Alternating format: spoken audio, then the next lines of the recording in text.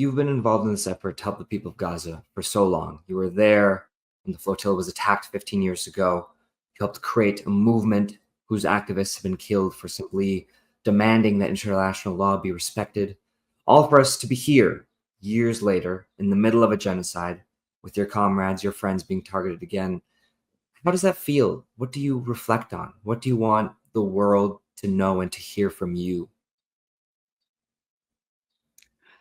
That's a tough one, Prem, because when I was organizing in the occupied Palestinian territory, I was really optimistic, that at that time, maybe the world just didn't know what was happening. And if we could just expose, show, be louder than Israel's propaganda campaign, the world would act, the world would not stand by and allow this to happen. And today, because of the courage of the journalists in Gaza or average civilians in Gaza who are live streaming the butchering and dismemberment of their family members and their children, again, in the hopes that people will mobilize, the world knows, right?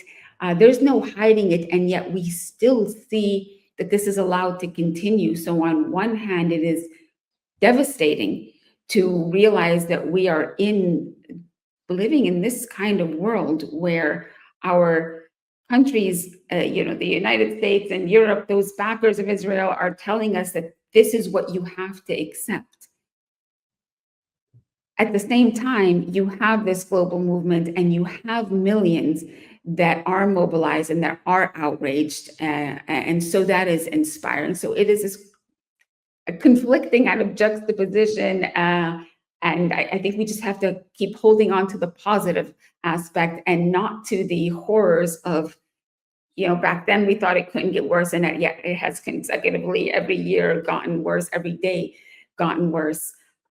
We have not only the flotilla efforts and the movement to break Israel's siege by sea, break the naval blockade, but I think as many people know today, a convoy set off from Tunis, a global convoy that is going through Tunis, Libya, Egypt, on its way to Rafah. And in just a few days, thousands of people will be flying into Cairo to also march from there towards Rafah to again break the siege that way. So we are seeing this very inspiring global movement, people that are fed up and who are determined to change this world order that our states have been telling us we have to accept, and that is inspiring.